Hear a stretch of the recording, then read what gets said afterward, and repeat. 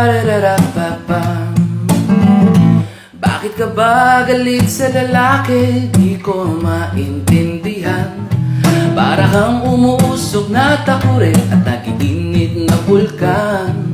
Sa tuwing may lalaki sa iyong mga mata, kurang na lang isimba mo na. Bakit ka ba galit sa lalaki? Minsan ka na bang nasaktan? Lagi kang nanggagalaite sa ere, ikaw ba'y naiwan? Kung pwede lang sana, huwag mo namang ilahat. Makakahanap pa din ng iyong katapat. Di lahat ng lalaki manloloko. Di lahat ng lalaki sakit sa ulo. Kaming matitino, nadadamay sa galit mo. Di lahat ng lalaki gago.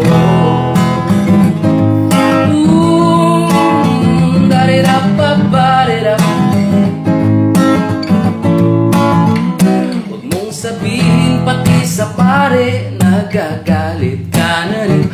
Diyos ko naman, iba na yan. Sa doktor ika'y magpatingin. Tatanda kang talaga niyan. O bakit di mo subukan? Malay mo ikasal ka sa simbahan. Baguhin mo na ano maang kahulugan mo sa lalaki. Bigo ka man sa huli, may magandang mangyayari. Ano man ang pinagdaanan, may trauma man sa nakaraan, lahat ng iya'y maiibsan.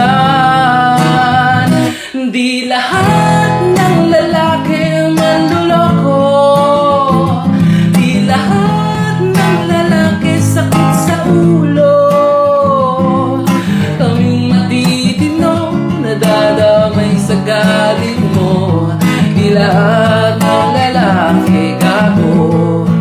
Di lahat nananakit. Di lahat manggagamit. Marami pang mababait. Ikaw ay magpalit na ng mindset. Di lahat ng lalaki manloloko. Di lahat ng lalaki sira ulo. Di lahat ng lalaki manloloko. Di lahat ng lalaki sakit sa ulo. Kaming matitino, nadadamay sa galit mo. Di lahat ng lalaki, hindi lahat ng lalaki, di lahat ng lalaki gago.